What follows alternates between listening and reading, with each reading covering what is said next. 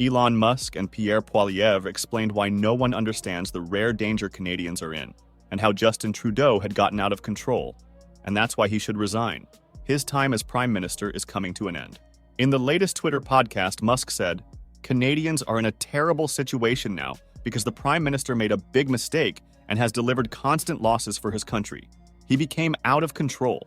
As Elon says, Trudeau is making a big mistake by ignoring all warnings, and he just does not care about anything. It's time for a new leader in Canada." Then Musk and Poilievre explained what Trudeau has done recently that will cause big harm to Canadians. So, let's explain how Elon Musk and Pierre Poilievre revealed that it's time for Justin Trudeau to resign. His time as a Prime Minister is coming to an end, and it's time for a new leadership. So, as you all know, on February 23, 2024, Elon Musk shared his opinion that Trudeau, the leader of Canada, is not doing a good job, and it's risky for Canadians because their leader isn't fit for the role, and that's why he should resign.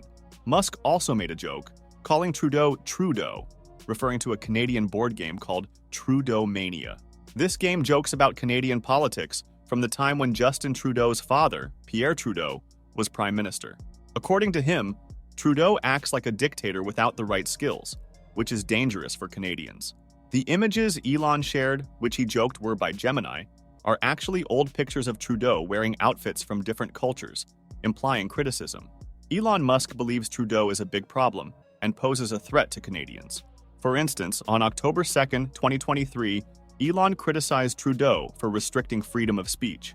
He spoke up after the Canadian government demanded online streaming services to register for regulation.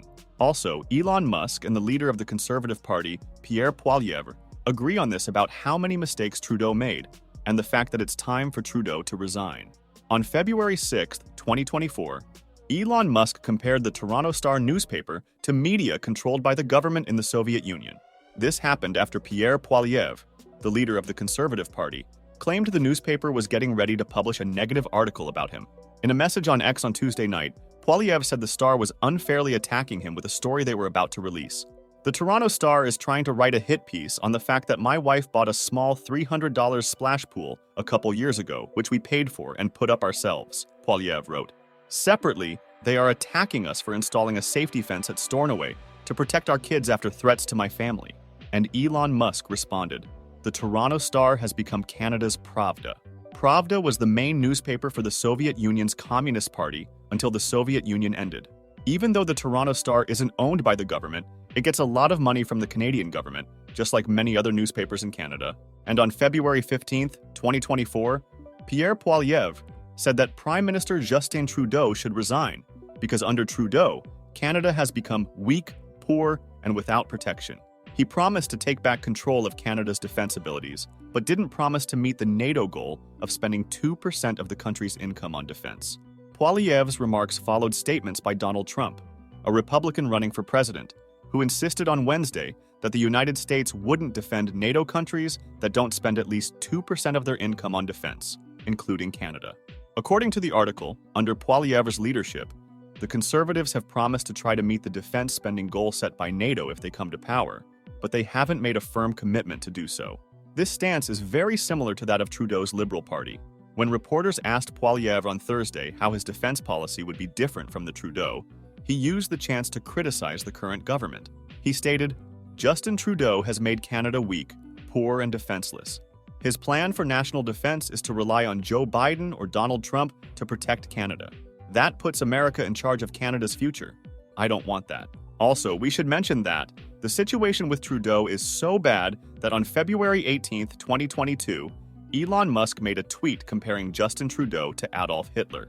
This tweet seemed to support truck drivers protesting against vaccine rules and quickly caused a big reaction on Twitter. Musk posted the tweet late at night on Wednesday in California and removed it by the next afternoon. And to explain context, in February 2022, when Trudeau invoked the Emergencies Act to quell trucker protests against vaccine mandates, Musk tweeted his disapproval, calling it very disturbing and a serious mistake. According to Musk, Trudeau was trying to restrict everyone, and it's interesting to point out that no one can ignore the recent developments anymore. The leader of the Conservative Party, who wants to completely remove Justin Trudeau's major policies, is now the most likely candidate to win the next election. Poilievre's party has gained a lot of support in the polls because it focuses on the problems people are facing after the pandemic, like high inflation, increasing interest rates, and the soaring prices of houses in Canada. He attracts large and enthusiastic crowds to his events, even in the summer when people usually pay less attention to politicians on tour. Surveys show that he is now more popular than Trudeau, who is in his third term as Prime Minister, and the difference in their popularity is quite significant.